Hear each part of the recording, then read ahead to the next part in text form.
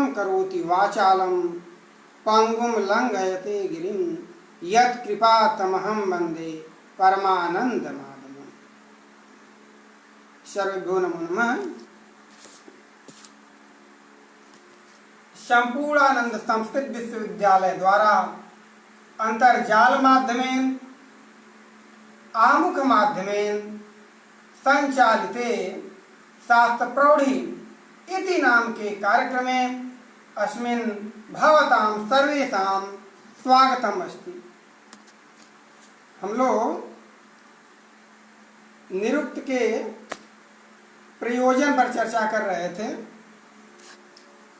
इसमें हमने बताया था कि अनुबंध चतुष्टय के अंतर्गत अधिकारी, विषय, संबंध, प्रयोजन ये चार आते हैं, जिसमें प्रयोजन पर हम लोग चर्चा कर रहे थे। प्रयोजन में हम बताए थे पिछले पाठ में कि मंत्रों का, वेद मंत्रों का निर्वचन ये प्रथम प्रयोजन है। द्वितीय प्रयोजन है मंत्रार्थ ज्ञान। तृतीय है पद विभाग ज्ञान। अगला है देवता परिज्ञान और प्रशंसा प्राप्ति। ये प्रयोजन है, जिसमें हम लोग दो प्रयोजनों की, निर्वचन और मंत्रार्थ ज्ञान की चर्चा कर चुके थे। यहाँ पिछले पाठ में द्वितीय अनुबंध के निरूपण का प्रसंग चल रहा था। उसी प्रसंग से अब यहाँ निरुक्त के तृतीय प्रयोजन का प्रतिपादन करते हैं। यानी चतुर्थ पाद में सब नामों को आख्यातज सिद्ध किया गया था।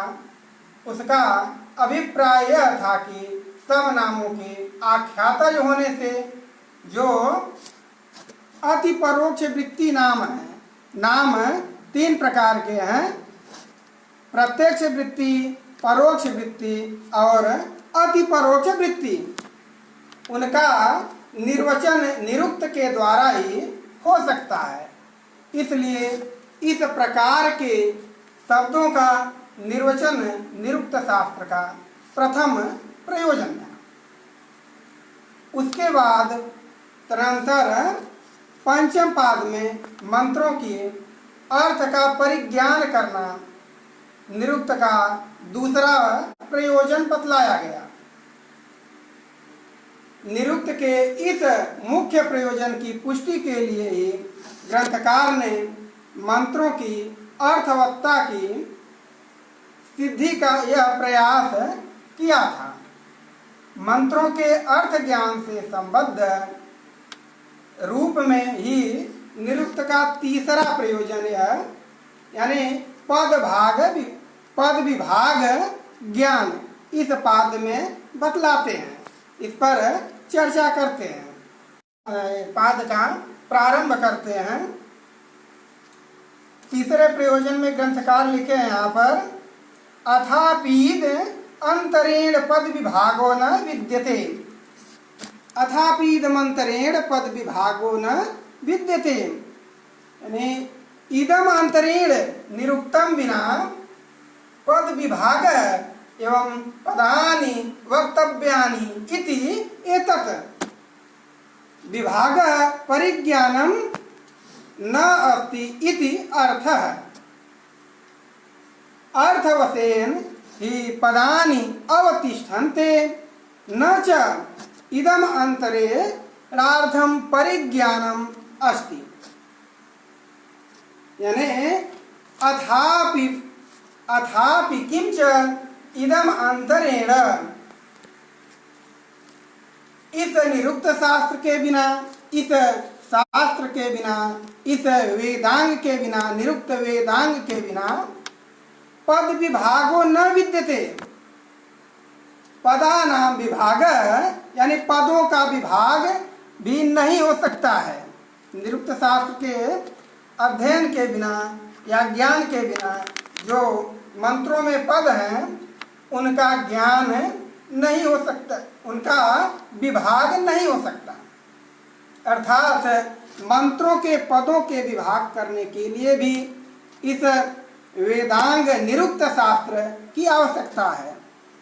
बिना निरुक्त के, बिना इस शास्त्र के पद विभाग संभव नहीं है। यानी बिना निरुक्त शास्त्र के बिना इसका पद विभाग नहीं किया जा सकता, और बिना पद विभाग के मंत्रार्थ परिज्ञान यानी मंत्रों का ज्ञान नहीं किया जा सकता, नहीं हो सकता। यानी सुतराम सस श्रृंगवत है यह, बहुत कठिन सा से हो पाएगा। यानी अतः इस निरुक्त को अवश्य ही पढ़ना चाहिए, इस निरुक्त शास्त्र का अध्ययन अवश्य ही करना चाहिए। अब आगे यह पद विभाग का उदाहरण प्रस्तुत करते हैं। उदाहरण देते हैं, अवसाय पद्वते रुद्र मृड इति पद्वत अवसम गावः पथ्य धनम अवतेर गत्यर्थस्याहो अवतेन गत्यर्थस्यासो नामकरण तस्मान्नाव गृह्णन्ति अवसायाश्चान इति स्यति रूप सृष्टो विमोचने तस्मात् अवगृह्णन्ति। पद विभाग विशेषम दर्शयति। अवसाय पद्वते रुद्र मृडेति। पद्वत पादवत पाद संयुक्त अवसम पथ्य धनम नामकरण प्रत्यय न अवगृह्णन्ति पदकारा इति शेषः। हे रुद्र पद्वते पादयुक्ताय मृड सुखी भव मैना हिंसिस्त्व असमा ईश्वरः इति अभिप्रायः। अवसाय स्वान् इति इदम परम उदाहरणं स्यतिर्धातु विमोचने अर्थे वर्तते। स पुनः उपसृष्टः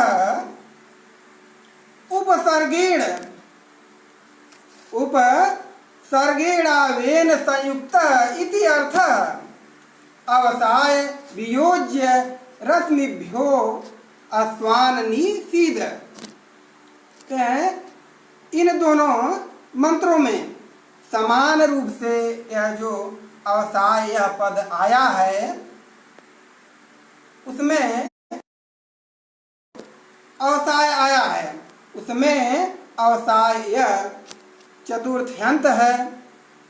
अतः इसका पद विभाग नहीं हो सकता, इसका पद विभाग नहीं किया जा सकता। किंतु दूसरे में अवपूर्वक सोंत कर्मणि से अक्त्वा के स्थान में लेप प्रत्यय किया गया है।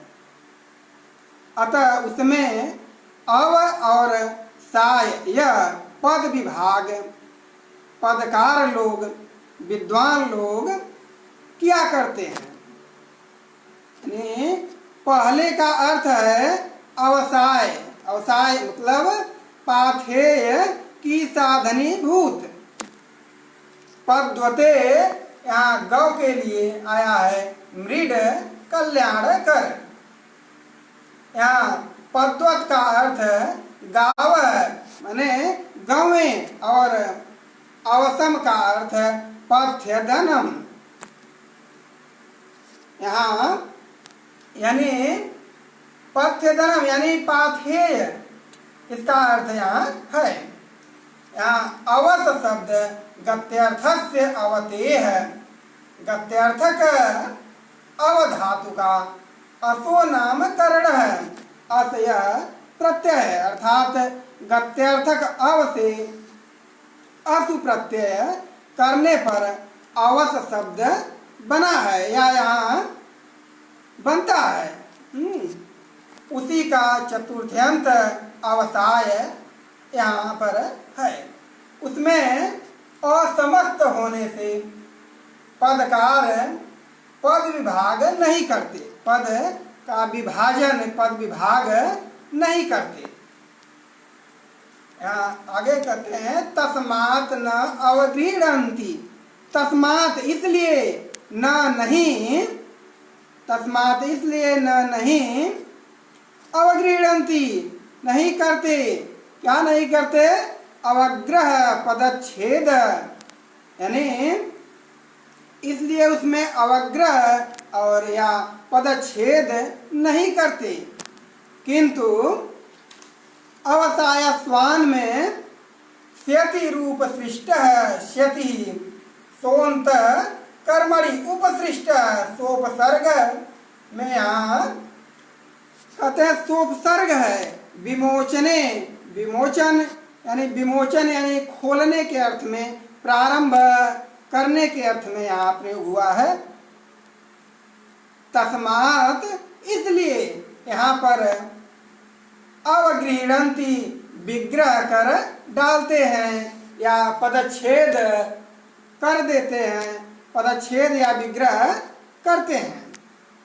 अब यह आगे कहते हैं दूतो नृत्या इदम, दूतो नृत्या इदमा जगाम इति पंचम्यर्थ प्रेक्षा वा षष्ठ्यर्थ प्रेक्षा वा आकारांतम परो नृत्या आचक्ष्व इति चतुर्थ्यर्थ प्रेक्षकारांतम। कहते हैं अस्मिन्, अस्मिन् पदे निरुच्यमाने पंचम्यर्थो दृश्यते, षष्ठ्यर्थ प्रेक्षा षष्ठ्यर्थो वा अथवा आकारांतम परो निरित्या आचक्ष्व इति, आचक्ष्व इति।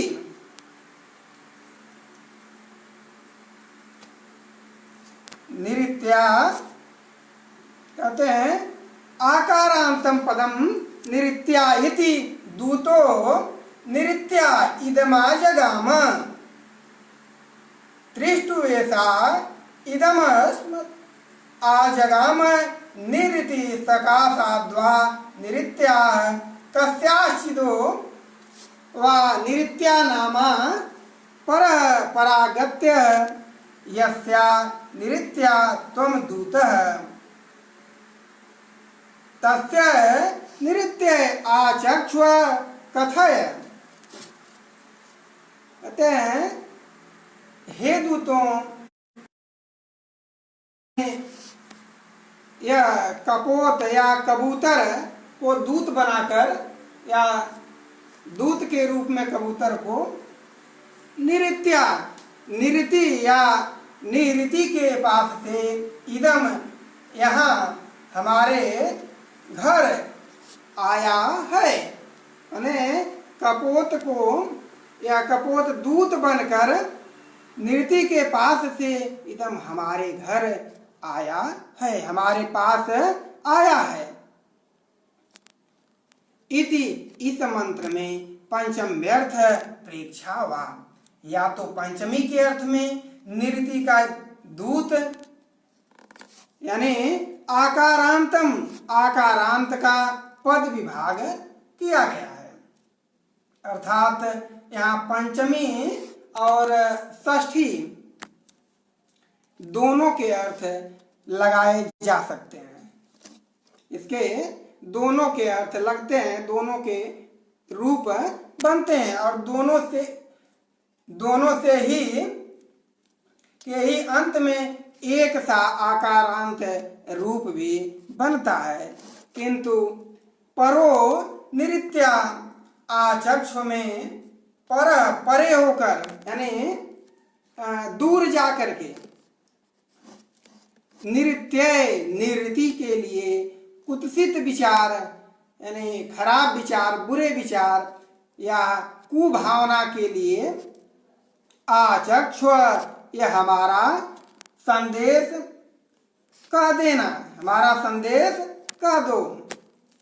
इति चतुर्थ्यर्थपेक्षा इति चतुर्थ्यर्थपेक्षा। यहाँ चतुर्थी का अर्थ है और इसलिए आयकारांतम आयकारांतम पद विभाग किया गया है। यहाँ इसका तात्पर्य यह है कि ये दोनों ही मंत्रों में यद्यपि समान रूप से निरित्या यह पद आया है, किंतु निरुक्त शास्त्र का ज्ञाता इनमें अर्थानुसार पदच्छेद या पद विभाग करके ठीक अर्थ को, सम्यक अर्थ को जान लेता है, ज्ञात कर लेता है। यानी जो निरुक्त का ज्ञाता है वह उसके ठीक अर्थ को, सम्यक जो समीचीन अर्थ है उसको जान लेता है। किंतु यदि निरुक्त न पढ़ा जाए तो इस प्रकार के मंत्रों का पद विभाग करना या मंत्र ज्ञान करना अशक्य है, माने असंभव है। उसका पद विभाग नहीं हो सकता या मंत्र ज्ञान शुद्ध नहीं हो सकता। अतः ठीक ठीक सम्यक प्रकार से पद विभाग करने के लिए और इससे मंत्रार्थ ज्ञान के लिए अशक्य ही निरुक्त का, यानी अवश्य ही निश्चित रूप से ही निरुक्त शास्त्र का अध्ययन करना चाहिए। अब ये पद विभाग के प्रसंग में अब संहिता का लक्षण करते हैं। कहते हैं परः सन्निकर्ष संहिता पद प्रकृति संहिता पद प्रकृतिनी सर्ववर्णानां पार्षदानि। कहते हैं संहिता लक्षणम आह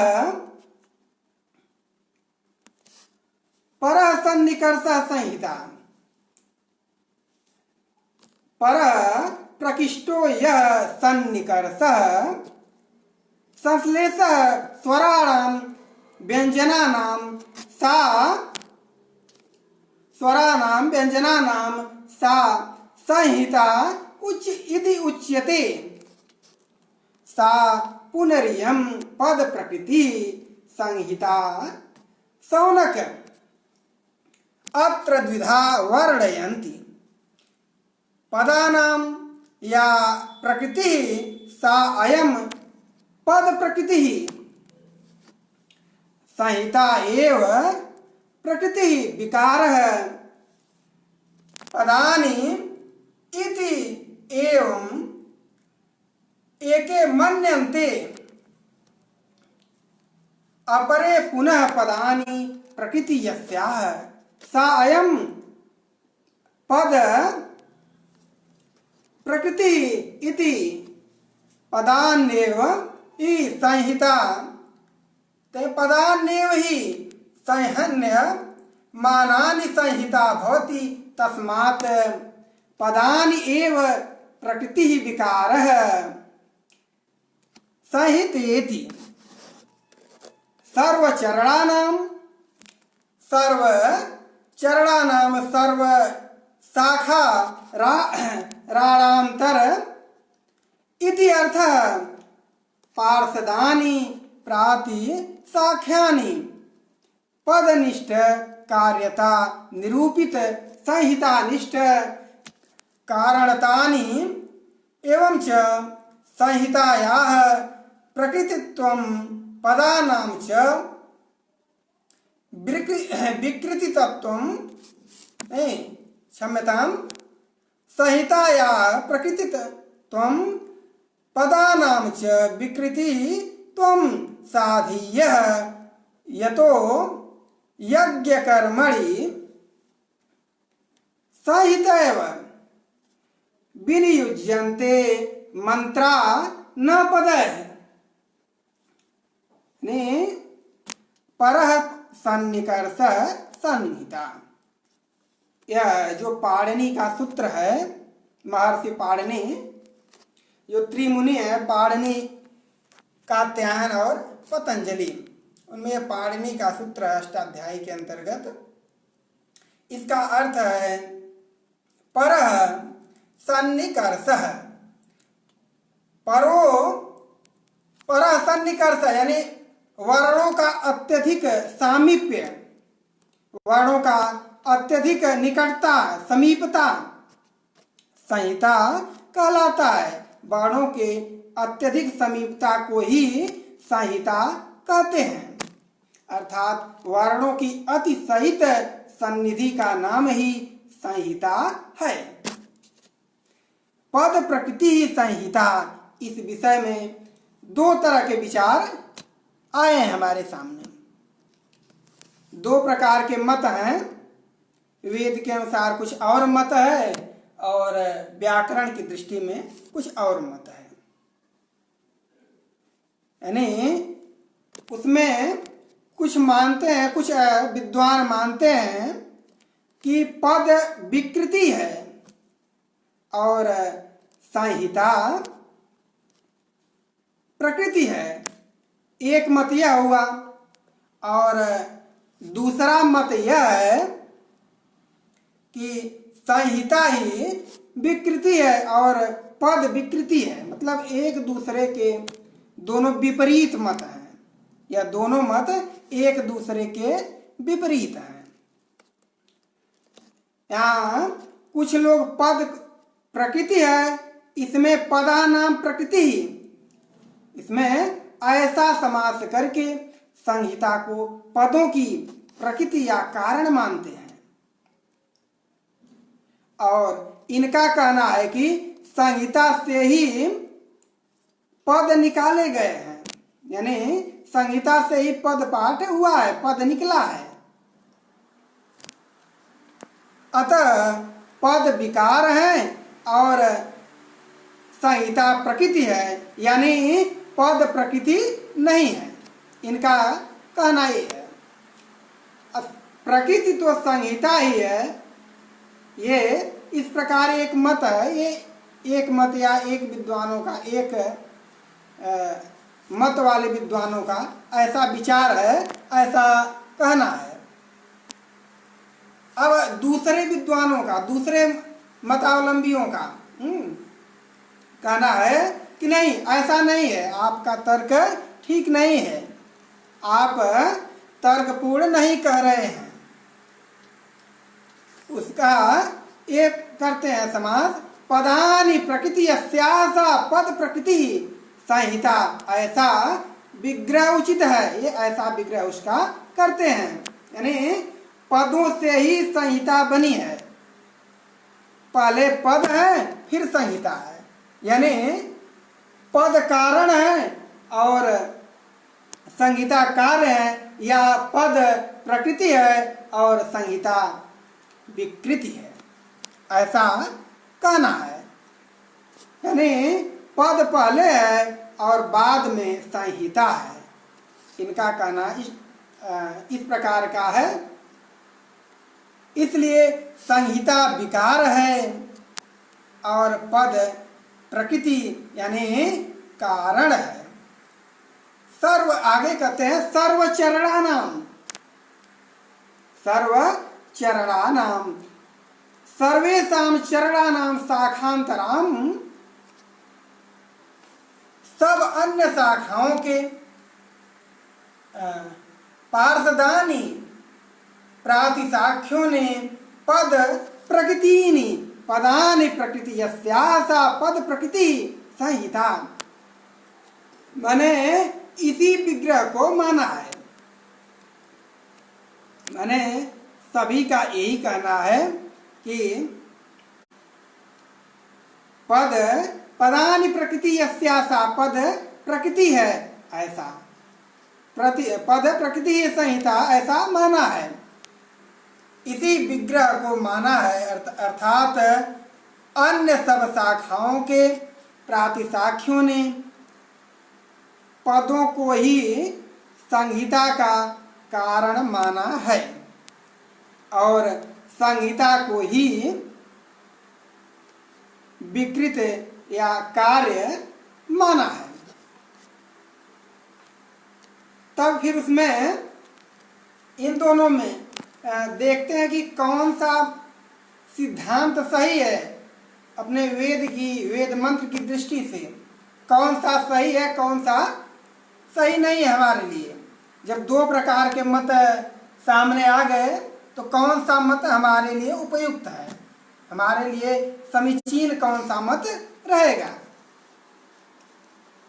यानी हमें सिद्धांत रूप से क्या स्वीकार करना चाहिए, इस पर टीकाकार दुर्गाचार्य का मत है या उनका कहना है कि चाहे अन्य शाखा वाले यानी वैयाकरण लोग या अन्य लोग चाहे जो भी माने, चाहे जो कुछ भी स्वीकार करें, चाहे उनका जो भी सिद्धांत हो, पर हमें तो पदों को संहिता का विकार ही मानना चाहिए। ऐसा आचार्य दुर्गा यानी टीकाकार का कहना है। उनका इस प्रकार का मत है कि हमें संहिता को ही प्रकृति मानना चाहिए और पद को विकृति मानना चाहिए, ऐसा टीकाकार कहते हैं।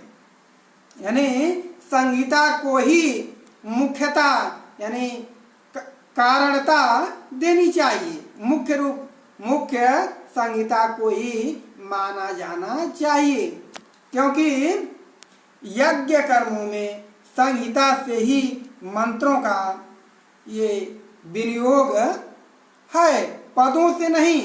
जो यज्ञ होते हैं हमारे यहाँ यज्ञ याग आदि, वहाँ संहिता से ही विनियोग है, पद से नहीं किया जाता। यदि पद ही मुख्य माने गए होते तो अवश्य ही यज्ञ कर्मों में पदों का ही विनियोग होता। यानी दूसरे विद्वान लोग एक और तर्क प्रस्तुत करते हैं। एक तर्क तो ये हो गया कि यदि यज्ञ में संहिता नहीं पद यदि पढ़े जाते, पद का पाठ होता, तब तो इसे प्रकृति माना जाता। लेकिन ऐसा नहीं होता है, यज्ञों में ऐसा होता है कि संहिता पाठ किया जाता है। तो जब यज्ञों में संहिता पाठ किया जाता है तो अब प्रकृति है। एक ही इनका एक ये तर्क है। और दूसरा तर्क ये है कि विद्वान लोग अपने शिष्यों को, अपने छात्रगण को पहले संहिता का ही पाठ कराते हैं, पहले यानी संहिता ही पढ़ाते हैं। यदि इसलिए यह मुख्य है। यदि पद पाठ मुख्य होता तो वह पदों को पहले पढ़ाते और संहिता को तदनंतर पढ़ाते, बाद में पढ़ाते, पश्चात पढ़ाते। वो पहले संहिता पढ़ाते हैं और तत्पश्चात पद पाठ कराते हैं। यह भी एक तर्क है। इस प्रकार के युक्तियों से हमें यही सिद्धांत बलवान प्रतीत होता है, समीचीन लगता है कि नहीं, संहिता प्रकृति है और पद विकृति रूप है। इस प्रकार का ये सिद्धांत हमारे सामने आता है। संहिता प्रकृति और पद विकृति है। अब आगे ये यहाँ तक इनका 3 प्रयोजन पूरा हुआ। इनका जो हमने अभी बताया कि निरुक्त के प्रयोजन में कि निर्वचन प्रथम प्रयोजन, द्वितीय प्रयोजन मंत्रार्थ ज्ञान, तृतीय पद विभाग ज्ञान, अब चतुर्थ प्रयोजन देवता परिज्ञान और पंचम प्रशंसा प्राप्ति। तो ये 3 प्रयोजन की अब तक चर्चा कर चुके। अब चतुर्थ प्रयोजन की आगे चर्चा करते हैं। चतुर्थ प्रयोजन है देवता परिज्ञान, यह चौथा प्रयोजन है। इसमें हम लोग देखते हैं, यहाँ ग्रंथकार लिखे हैं, अथापि याज्ञे दैवतेन बहवः प्रदेशा भवन्ति तदे तेनोपेक्षितव्यं ते चेत ब्रूहिलिंगं ज्ञा अत्र स्म इति इंद्रम न त्वा सवसा देवता वायुं प्रीणन्ति इति वायु लिंगम च इंद्र लिंगम च अग्नेये मंत्रे अग्निरिव मन्यो त्विषितः सहस्व इति तथा अग्निर मान्यवे मंत्रे त्विषितो ज्वलितः त्विषि रीति अपि यस्य दीप्तिनाम भवति। कहते हैं अथापि याज्ञे दैवतेन बहवो ने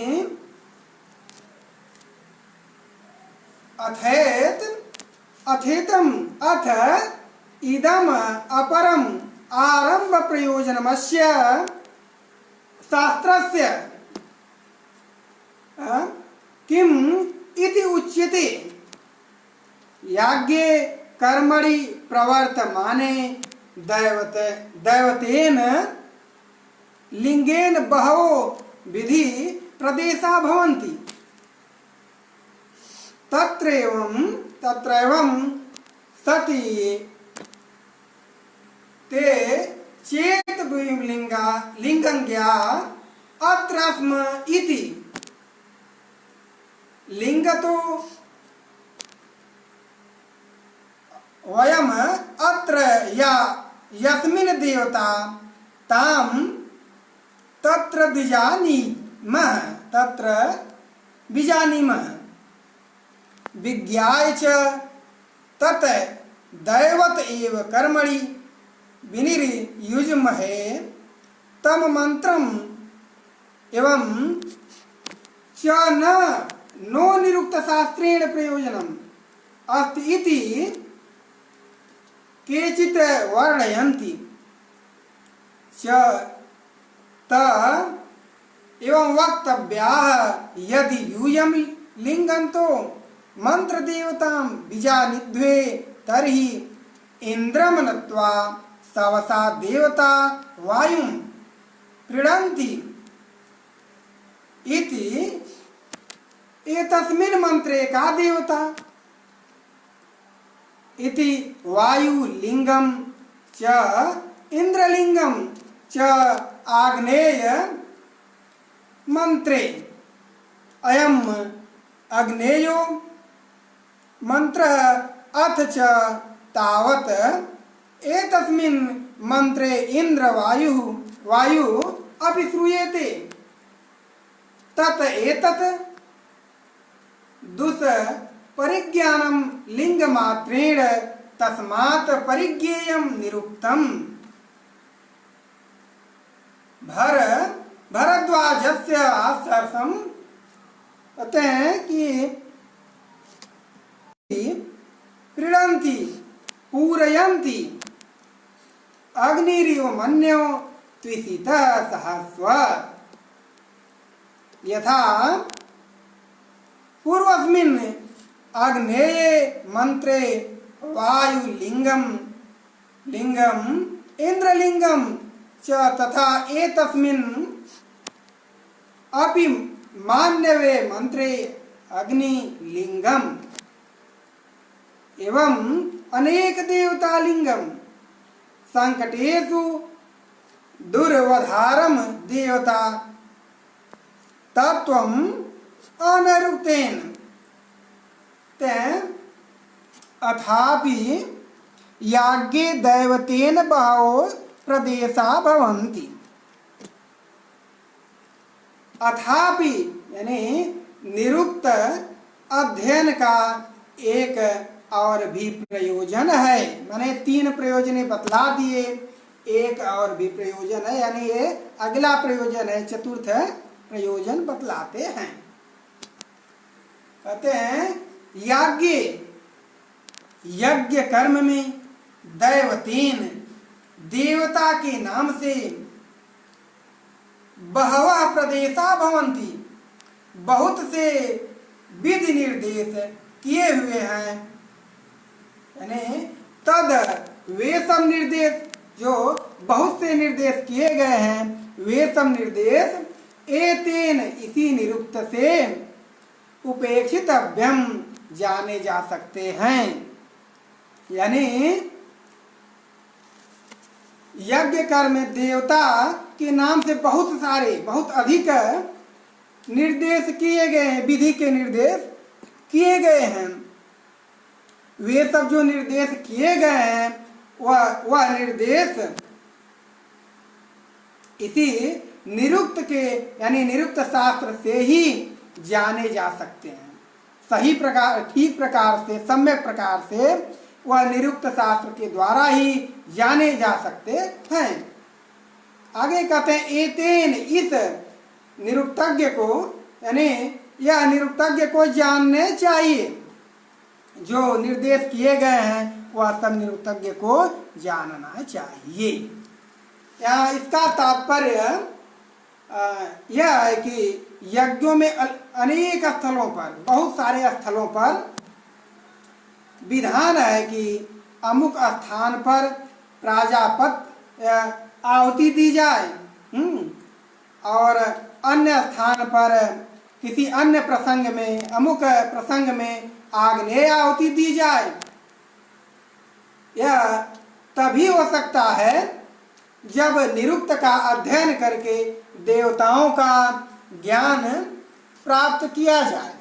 जब तक निरुक्त का अध्ययन करके देवताओं का ज्ञान नहीं किया जाता है, तब तक इसको ठीक प्रकार से सही प्रकार से किसको कहाँ प्रयोग करना है, यह प्रयोग सही ढंग से उचित प्रकार से नहीं हो सकता। आगे कहते हैं यहाँ चेत यदि ते वे याज्ञिक ब्रूयु कहने लगे कि अत्र लिंगंग्याश्म इति, हम तो वेदों में देवता लिंगों से सुपरिचित हैं, परिचित हैं, उन्हें जानते हैं, उनका परिचय हमें प्राप्त है। अर्थात मंत्रों में देवता इतने स्पष्ट हैं कि हम उन्हें मंत्रों में ही जान लेते हैं। यह आक्षेप करते हैं आक्षेपकर्ता कि मंत्र का उच्चारण करते वक्त ही हम देवता जान लेते हैं कि कौन से देवता है, किस देवता के बारे में किस देवता के लिए कहा जा रहा है, वह मंत्रों में ही जान लेते हैं। तो इस निरुक्त शास्त्र क्या हो सकता है, यह आक्षेप है।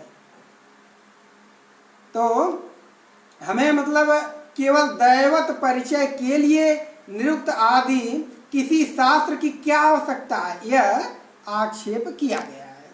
तो उनके सामने इन मंत्रों को रखकर उनसे इनके देवता तो सिद्धांतकर्ता करते हैं कि सिद्धांत दाता जो सिद्धांत प्रस्तुत करते हैं कि जो ये कहते हैं कि हम मंत्रों से ही जान लेते हैं देवताओं को, तो उनके सामने सिद्धांतकर्ता मंत्र रख देते हैं और पूछते हैं कि इसमें आप बताइए कि कौन से देवता हैं, इनका क्या परिचय है।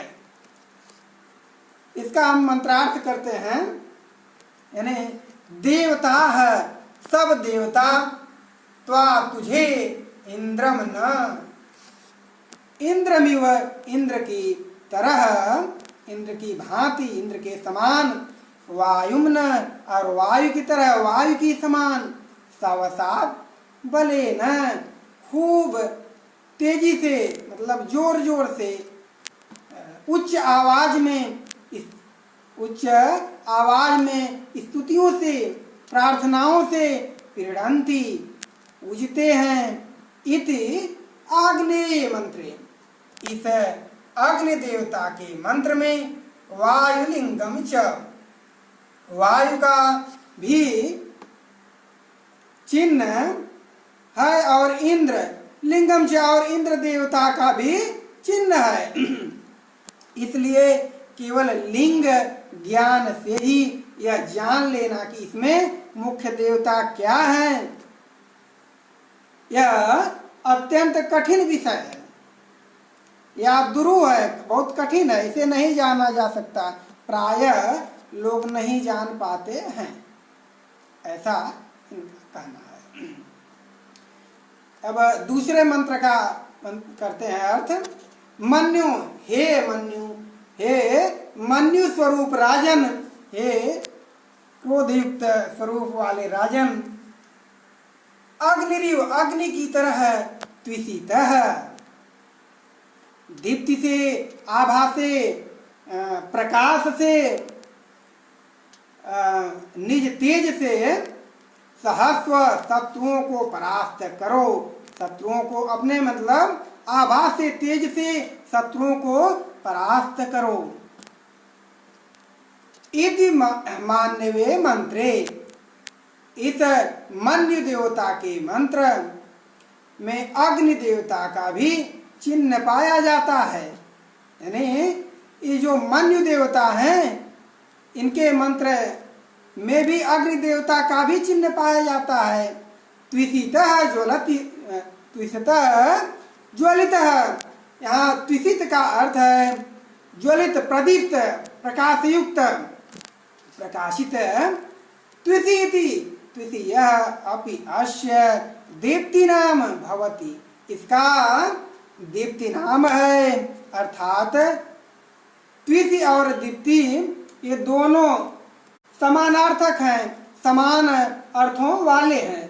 दीप्ति और त्विषि, इनका दोनों का अर्थ समान है।